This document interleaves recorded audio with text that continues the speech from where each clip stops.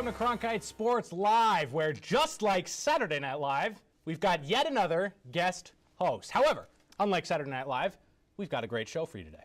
That's right, Kyler, and just like 16-time SNL host Alec Baldwin, I'm hoping to make a lasting impression and be friends with Tina Fey. Outside of 30 Rock, the top story throughout college football, ASU's Hail Mary last weekend. You can bet we're still talking about that. And hey, it's about time to talk hockey.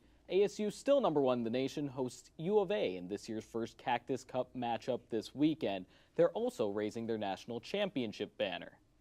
It should be a great one, so let's get to it. I'm Kyler, he's Jason, and live from downtown Phoenix, it's Cronkite Sports.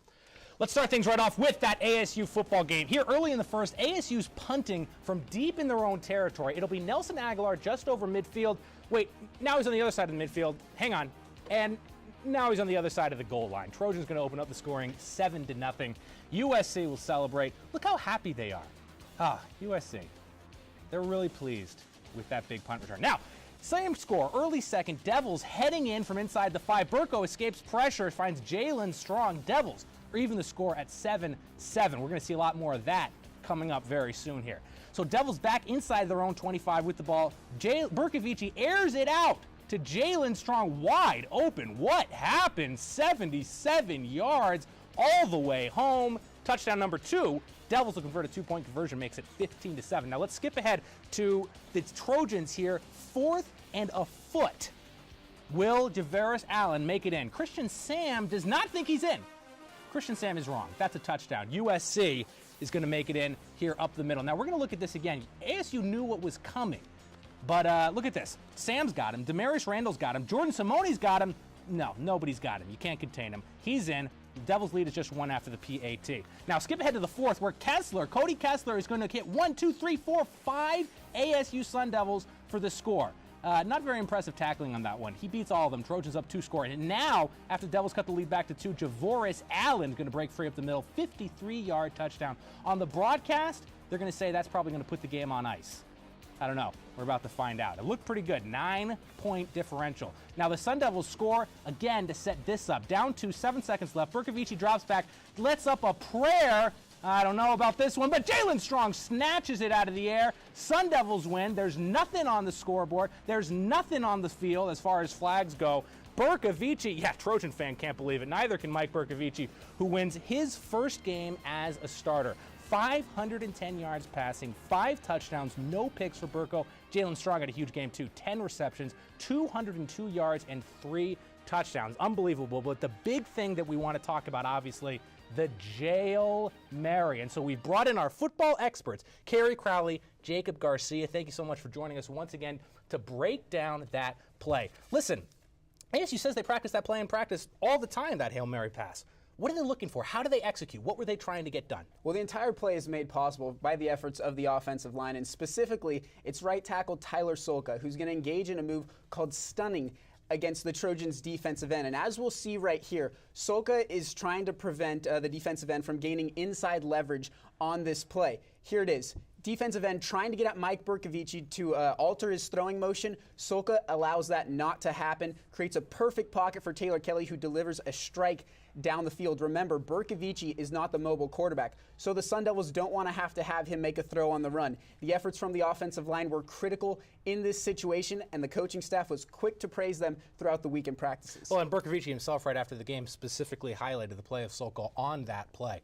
So USC had to be expecting this. 7 seconds to go, 44 yards in, no timeouts for the Sun Devils, but it looked like they were unprepared. Well, Kyler, initially they were expecting this. They brought their nickel package onto the field, an extra defensive back, and they were planning on playing prevent defense. But you said 44 yards, 7 seconds, no timeouts. Maybe ASU takes a shot underneath, and that impacts this game in a significant way.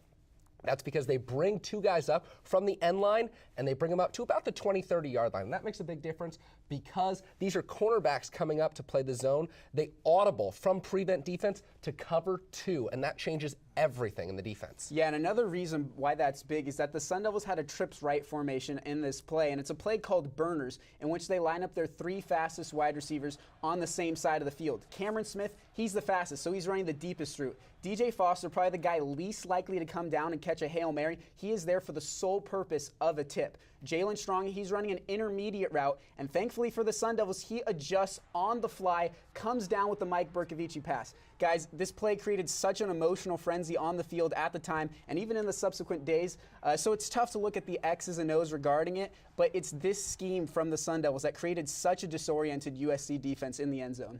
From an X's O's perspective, though, what should USC have done? Well, it's very simple. They're already in their prevent personnel. Don't audible. Don't even think about audibling. What if ASU does go deep? That's exactly what happens. Instead of having 4 defensive backs ready to jump up and bat the ball down, USC has linebackers in coverage responsible for taking that middle part of the zone.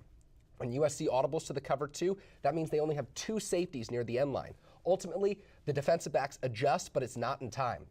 And here's why it makes a huge difference. Because Jalen Strong, he's trained going up to catch the ball at its highest point. Hayes Pollard, USC middle linebacker, not so. You can see Pollard is falling back when Jalen Strong goes up to catch this football. Jalen Strong snags it out of midair, and ASU snags the victory.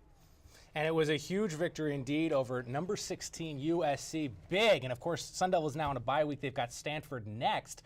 That's going to do it for us. So thank you very much to Carrie Crowley and Jacob Garcia. As far as our football coverage goes, pretty impressive week to be talking about the pigskin. Now, in our other top story this week, Arizona State hockey is getting set to take on rival Arizona tonight. And in case you're not aware, this is a big deal. Not only will the Sun Devils be raising an ACHA championship banner at Oceanside Ice Arena, but they'll be facing the last team to beat them. After 37 consecutive losses against the Sun Devils, Arizona finally ended the misery with a classic in ASU's final home game of last season. But strip away all of those extra narratives. This is still the Devils' biggest game of the season. Our hockey insider Allison Cummings caught up with the team to let them tell us why the Cactus Cup is so intense. Hate them, don't like them. Subpar. Hate them. I don't even know. I'm trying to think. It will be an intense weekend at Oceanside Ice Arena with one of the biggest rivalries in the ACHA, the Cactus Cup. I think it's more of a game than any other game we play this year. Personally, I know some people take it just as another game, but there's a little extra fire. The Sun Devil squad has been getting ready all week, practicing and watching film. Their style of play, they like to get under our skin. They try to take us off our game. They're a little dirty, a little cheap, but that's fine. We're a skilled team, and I think our skills are going to show this weekend. ASU was hoping for a promising weekend. Their last home matchup against the Wildcats ended up being their first loss to their rival in 37 games. And to make matters worse, it was their senior night. It was really hard with those guys, sending the seniors off. They did so much for us, and it really sucks that that was the way that it ended for them. But, at the end of the day, we won the national championship, and that's what really mattered. The Wildcats may have ended the Sun Devils' streak, but the history runs deeper. Head coach Greg Powers was in net the day U of A lost their streak.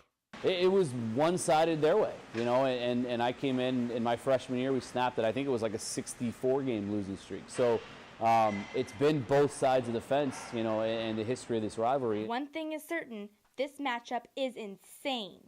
It's going to be intense, it's going to be physical, and it's going to be fun. For the Walter Cronkite Sports Network, I'm Allison Cummings. All right, that's Allison Cummings, and she's Allison Cummings. We've got her here in studio to break this down for us. Now, listen, Allison, they talk a big game. Is this seriously so intense? It's definitely very intense. Head coach Greg Powers has actually been showing the film of U of A beating them last season during practice. Michael Cummings was telling me that he's even been watching it before bed to get a little fired up. Wow. Yeah. So this is personal for Coach Powers as well. It's not just about motivating his team. It's absolutely personal. Every week at practice I ask him, what are you doing to prepare for X team, whether it be Minot or Iowa? He always says focusing on them. Against U of A, completely different story because it's intense. Coach Powers, as mentioned in the video, was in net as a freshman when they beat U of A's winning streak. It's completely personal, the biggest rivalry, he says, in the ACHA. Wow. Well, it's going to be tonight at 7:30 on CronkiteSports.com. Allie will be on the broadcast during the intermissions. And also on the broadcast, play-by-play in color, will be Dominic Contronio and Jason Chesler. We've got them here in studio to break down the X's and O's of that matchup as well as the win over Minot State. Gentlemen? That's right, Kyler. Dominic, great to see you outside of the Oceanside Ice Arena press box, a rarity. Now, before we look ahead to this weekend's Cactus Cup matchup, Dominic, ASU just back from taking on Minot State on the road, 2 wins there. What's the state of this Sun Devil hockey team? It's scary to think, but this team is getting better. The state of the team is very good right now, considering Jordan Young is coming back from his shoulder injury that he had to miss the first 6 games. He's an assistant captain. He has the A on his chest. Last week, there's still no Ryan Ostertag, still none of him this year, but finally getting a new assistant back and having that leadership here is really going to help the Sun Devils against the Wildcats this weekend. And that leadership, you're very right, Dominic, going to be vital. Can't be out there with one letterman out there like they were 2 weeks ago against Westchester on Saturday night. But Dominic, now let's look ahead. Big-time matchup, rivalry matchup, ASU, U of A. Speaks for itself.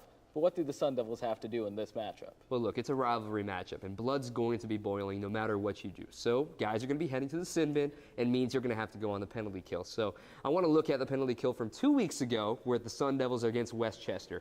Here, they're trying to kill off a 5-on-3, and right off the bat, Robert Levin makes back-to-back awesome quick saves. They've really rode the hot stick that he has had lately and how well he's played. Now, a little bit later on here, it's Connor Schmidt laying out his body to knock down a puck. We've talked about him on this show. Now, I'm getting ready to pause it right about here. Okay, look, all 3 guys are clogging the slot, and all 3 of these guys are under 5'10". You've got Sean Murphy, Connor Schmidt, and also Gianni Mangoni. 5'8", 5'8", 5'10", respectively. That's not very tall. Now, check this out. Sean Murphy, taking down to a knee, trying to knock down the puck. He's a forward, willing to put his body on the line and turns into another man chance. And the other way around, ASU ends up coming around and winning that game in a great fashion, a shutout fashion as well. And as a pair of 5'8" guys who are often at Oceanside Ice Arena, we would both just run away from those slap shots, right, Dom? Absolutely. Absolutely. That's why we're in the booth. So that's the penalty kill attack from the Sun Devils, certainly doing a good job on the PK. What do the Sun Devils have to do to avoid an upset this weekend? They're clearly favored against U of A. It's pretty simple. They just have to avoid being complacent as well. And you look at this team, they're deeper, they're stronger, they're faster, especially on that, and their defensive depth that they have at the blue line is really uncomparable. So I think the Sun Devils just have to make sure that they are the Sun Devils that they really are, that they come out and forget what happened last year. The newcomers are now familiar with the whole rivalry. Coach Powers was on a team that broke a 64-game losing streak to the Wildcats, and now he's coached a team that has lost a huge losing streak last year on their own home ice as well. So just don't be complacent, and it's all for the Sun Devils. So Sun Devils, you mentioned it, they're favored. They just don't have to be complacent, but it is a rivalry matchup. Anything can happen, Dominic. So let me hear you. What's your prediction? How far does the ASU winning streak, currently at 2 games over U of A, extend this weekend? It's going to extend to 4 games. It's going to be a sweep. I think you can't really put your way around this. This is the first matchup of the year. The guys are excited for it. They just handled Minot State pretty easily, and Minot State is a much better program than U of A is, and not trying to slide them at all, but still, ASU is the better team, and it's going to show out there at Oceanside tonight and tomorrow night. That's it. A pair of victories at Oceanside for the Sun Devils this weekend. You heard it here first. You can hear it here later as well. CronkiteSports.com, 7:30 puck drop. Dominic Controni on play-by-play, and hey, me on color commentary. ASU takes on U of A. Send it back to Kyler. Thanks very much, gentlemen. Now, from the ice to the hardwood we go, as Arizona State Volleyball gets set for a homestand against the Bay Area teams, starting with California tonight. It's going to be featuring the broadcast chops of our very own executive producer, Trey Lanthier. Now, Cal's at the very bottom of the Pac12 at standings. They're carrying an 0-5 conference record into the contest tonight. But they feature the services of libero Maddie Kerr, daughter of former NBA great and current Golden State Warriors head coach Steve Kerr, who will be facing the daughter of a former opponent, her old man, Brielle Bailey, ASU outside hitter and daughter of Thurl Bailey, who played for the Utah Jazz in the early 90s. Catch that tonight on Pac12.com at 7 o'clock. Now, if that's not enough for you, wait until Sunday, when the country's #1 team in the country, the Stanford Cardinal, will look to continue their undefeated season at the Sun Devils' expense, and the Devils will look for an opportunity to make a huge statement. So we welcome Jason Chesler back to the studio, and it's time now to look beyond the lines, beyond the rink borders, beyond the field. We're looking into your apartments. We're looking into your personal mobile devices. This is about social media. We want to know what's going on in your life, ASU athletes, and so we've brought in our social media guy, Cam Neely, for Tweets of the Week. Thank you, guys. I really appreciate it. Jason got the call up to the anchor desk, so consequently, I got the call up to tweets. I gotta say, I feel a little guilty abandoning my analyst comrades in the other studio, but I'm glad to be here in these heavenly anchor studio that you guys have welcomed me into. So let's go ahead and start with the first tweet that our director Joe is going to show. You see Whitney Follett of ASU Volleyball tweets, "It's going to be a good week. It's going to be a good week. Over and over again, it's going to be a good week." A lot of overt optimism there, but I sense a tad bit rattledness. What do you guys think? You know, maybe some rattleness, I agree, but Cam, there's more than just a lot of optimism. There's hashtag optimism. I'd like to break down some measuring units. I think this is the metric system. I'm not positive. You have optimism, a lot of optimism, hashtag optimism. One hashtag, roughly 2 a lots. That's right. Once you hashtag it, that's an official quantity of optimism. That's when it becomes concrete. It's not just a kind of insubstantial, abstract measure. That's when we're talking about hashtag optimism, if you know what I mean. And listen, a little bit of positive self-talk goes a long way. So Whitney Follett, I hope, in fact, it is going to be a good week. Sounds like you guys have really put some thought into this, and I appreciate that. Study, in fact. Very good. Tweet number 2, Joey will be showing to us, is Ruslan Petit. For those who do not know, he was a senior center for ASU basketball when Eric Jacobson was a freshman. You see, he manually retweets Sun Devil Hoops tweeting about Eric Jacobson's move up from 235 pounds to 255 now, and he adds in his own commentary of "no more little guy."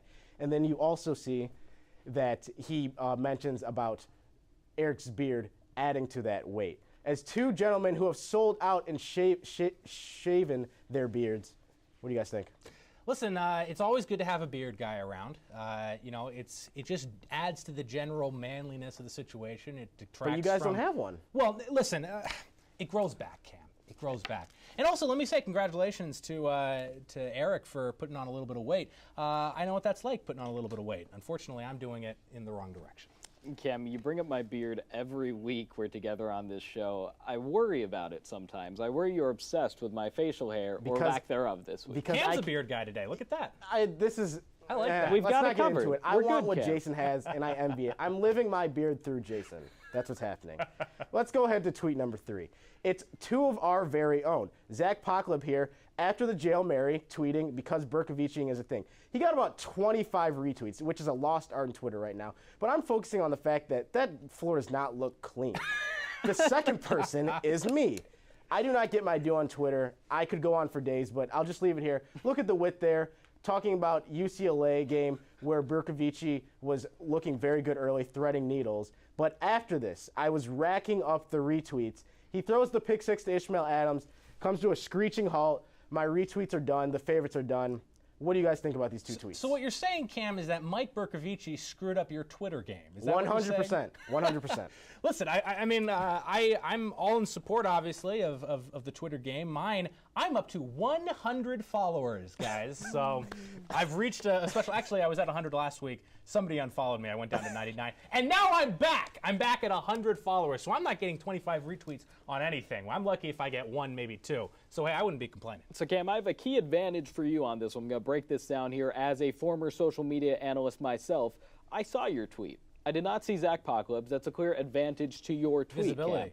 Yeah. However, you're blaming Mike Berkovici for messing up your Twitter game. Oh, yeah, because he did. I'm blaming your Twitter game for messing up Mike Berkovici. No, it's the other way around, aware sir. of the pressure that builds when you see 18, 19 retweets in a tweet about you, Cam? I don't think you could hang if there were 25 retweets on Mike Berkovici's account about social media guy Cam Neely. That's all I'm saying. I beg to differ, but we'll be back. That's what we have for Tweets of the Week this week. Thanks very much, Cam. Very much appreciate that. Now, listen, I got to say, that Berkoviciing, the lying down on the ground, I'm surprised that hasn't taken off to a big thing. I lie down face floor on the ground all the time, and I know you do as well. I do, but I think the problem with this one is it's not sanitary. No one wants to promote this. You know, it's not safe like Tebowing. You could get, I don't know, you could get sick. It's kind of like planking just without anything to actually plank on. It's much just more commitment lying than planking. down. Easier. It's more of my kind of planking is probably what we're talking about. Kyler goes all the way when he planks. All the way to the floor. So this weekend played host to one of the biggest performances in Arizona State football history. Now, television sports coverage may be built on hyperbole, overreaction, but I can say with confidence that the media coverage of this performance came nowhere close to the magnitude of the play itself. No, I'm not talking about the Jail Mary. Jordan Simone's 20-tackle night kept the Sun Devils alive so that the now iconic and poorly nicknamed game-winning play could take place. WCSN's Adriana Torres has more on the ASU safety. The ASU-USC game will be remembered for the Jail Mary, but football fans should not neglect an essential aspect of the W, which had its issues going into Saturday night. Defense. Who rose? Jordan Simone. One of the emphasis was last week is to improve our tackling. I was really disappointed how we tackled against UCLA. So the great thing about it, it challenged them. Challenged him and Demarius about being better tacklers this week, and they both responded. And it's one of the big reasons we won the football games, because they're tackling. Simone made 20 tackles against the Trojans on Saturday. I think we just got back to our fundamentals, and that's pursuing the ball and tackling, keeping your eyes up and getting your feet. One success, but Stanford is next. A team that's so good and it can run the ball so well, you got to be able to tackle. Stop the run, and be more physical than them, out physical them, and I think we win the game. Controlling what you can control, and that's your attitude and your effort, and getting better every day. So. The Sun Devils have extra time with this bye week to get ready for the Cardinals on October 18th. For Cronkite Sports, I'm Adriana Torres. Thanks a lot, Adriana. Now we move from ASU football to, well, as the British call it, ASU football. That's right, the ASU soccer team with a pair of big-time matchups this weekend, so I brought in a pair of big-time analysts, joined by Mauricio Casillas and Andrew Chapman. Guys, ASU going to the Pacific Northwest this weekend, taking on both Washington schools. But before we get to that, let's break down what ASU's done so far. Pair of players dominating the ASU offense. Let's break down that attack, guys. Yeah, really, Jason. The two players that have stepped up for Arizona State, we've talked about it before, have been Allie Moon and Callie Farquharson, and really they've been special. But more specifically, I'm going to take a look at Allie Moon. She's only a freshman, guys, and here we see her goal against Oregon Friday night. In the 87th minute, she heads it into the back of the net. She should not be uncovered there. She's one of the shortest girls on the team. There's no reason that she should be open, but because she's open, the reason she's open is because of her soccer instincts, her positioning, and really that's what makes her a special player. She's very opportunistic, and you see it there in that goal. She's only 5 feet tall. She shouldn't be open, but she is open, and it's because of her soccer instincts. Yeah, and expanding off that now, Allie Moon, she really brings such a good skill set to each game that defenses are having to focus a lot on her, and it's allowing Callie Farquharson to do what she does best, find space and go to goal. That exact thing was showcased this Sunday against Oregon State. Here, Allie Moon cuts in, 3 defenders immediately look at her. Callie Farquharson finds space, and boom, top corner. It was a great shot. She said she hit it a little funny after the game, but you can't ask for much more of a better strike. The Oregon State goalie really doesn't even know how to deal with that. That syncrasy right there, why they are one of the best scoring duos in the country right now. The Callie-Allie duo will have their work cut out for them this weekend. ASU heading to Washington, playing both Washington schools against a pair of top 20 Pac-12 opponents. So Mauricio, let's start things off with UW. What's ASU need to do to take down Washington? Well, Washington is a good team, Jason. They're coming off of a weekend against the Bay Area schools, Stanford and Cal, 2 top 10 teams. They were able to actually beat Cal, which was very impressive, and they lost to Stanford. But right now, everyone's losing to Stanford. They're a really good team. But what I think the key to this game is it's going to come down to 2 players. For Arizona State, it's Tommy Goodman, the midfielder. She started now for 3 years, but really this is the first time I've seen her really comfortable. She's got a goal and 2 assists. But she's going to have to step up and stop UW's best scorer, Jacqueline Softly, who's got 7 goals right now on the season, 3 of those goals game-winning. And it's going to come down to if Tommy Goodman can stop her. Now, she's going to have to make sure Softly's not on the counterattack. Instead, Arizona State's on the attack. And if she's able to do that, which I think she can, because she's really worked on her fitness, and this is the fittest I've seen her yet, I think Arizona State has a great chance of winning that game. And that matchup tonight, then on Sunday night, a little hop and a skip away to Washington State. Andrew, ASU taking on Wazoo. What do the Sun Devils need to do to pick up maybe an unlikely victory against the number 10 team in the country? Yeah, Wazoo by no means an easy opponent for the Sun Devils. Right now, they also faced the Bay Area schools last week, Stanford and Cal. They beat Cal 1-0 in a shutout, lost to Stanford 1-0. But the players I'm looking for is Susie White, the main defender for Washington State. She was the main defender in that big weekend, big week where they only allowed 1 goal. ASU's offense is going to have to get through her. She was Primetime Soccer's 360 Performer of the Week. And then on the ASU side, I'm looking a little bit off the radar, Larissa Staub. She's really becoming the power sub for this ASU team. She played 31 minutes against Oregon State and did a great job of getting key possessions, making runs up the line. line and getting offensive opportunities. She's going to be the main sub coming off the bench this weekend for the Sun Devils, and it's a game hopefully they can win, assuming they beat Washington on Friday. If they beat Washington State on Sunday, not only will they move ahead of them in the Pac-12, but they'll also gain a game on Stanford, who just lost to UCLA last night. That's it. You don't have to wake up at 4:30 in the morning and watch the English Premier League to catch soccer. A pair of ASU games in primetime in Washington this weekend. Now that was Arizona State soccer. We've covered Arizona State football, Arizona State hockey. What do these teams all have in common? If you said a love for pumpkin spice lattes and the ability to wear shorts in October, you're partially correct.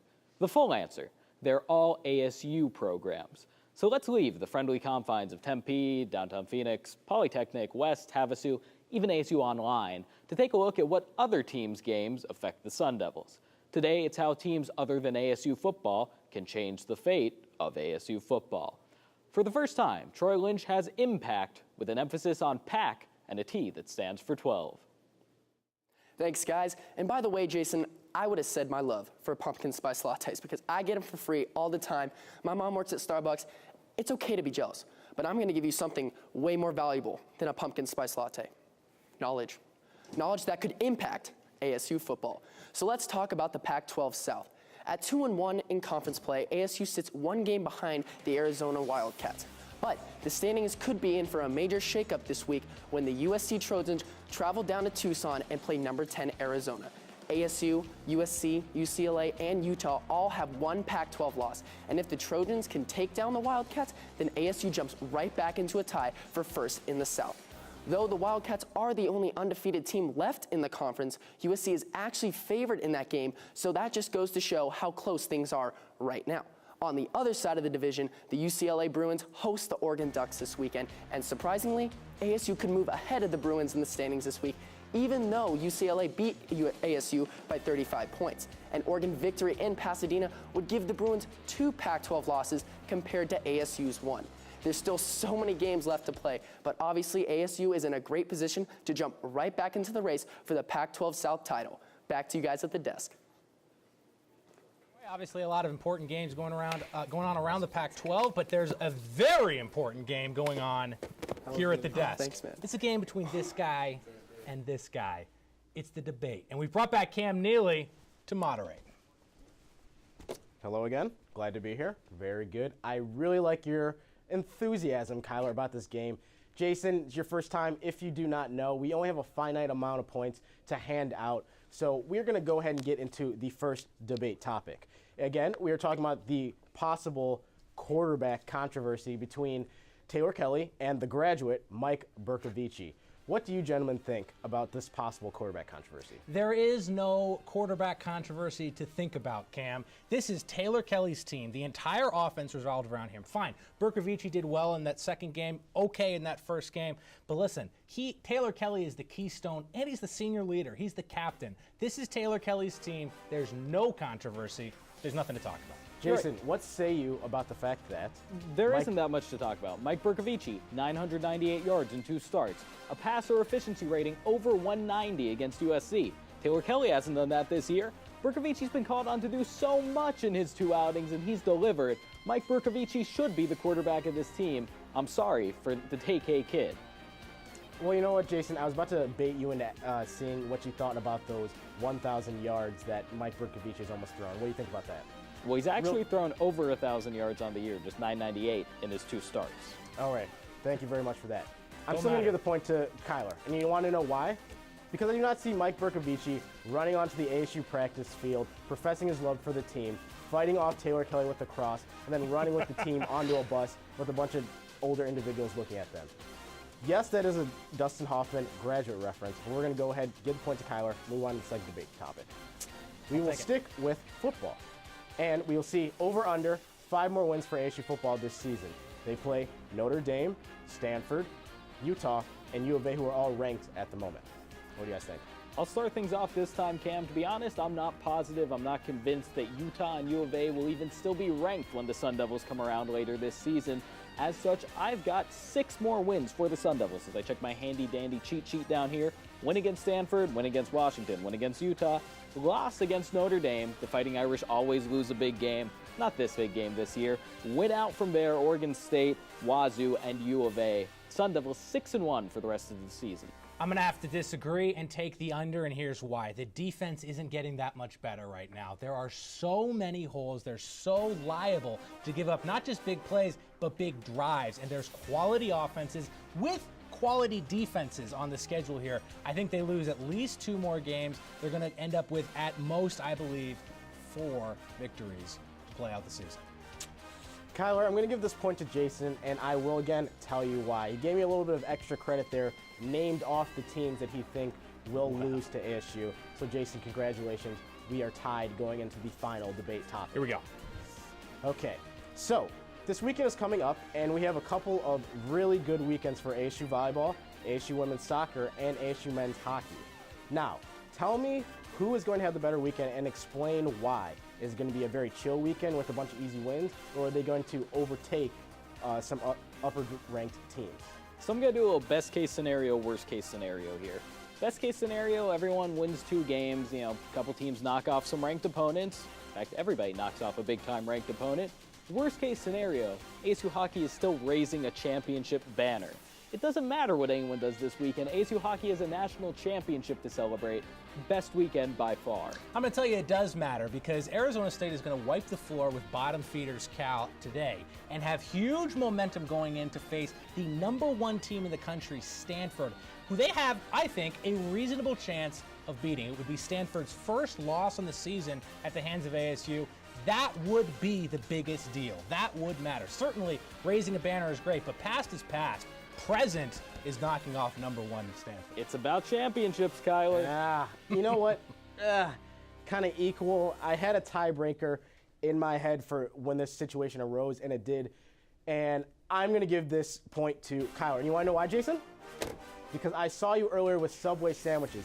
You got to situationally know who is going to be running the debate. I saw you with Subway. You know that I have a personal agenda against them. You can't be doing that.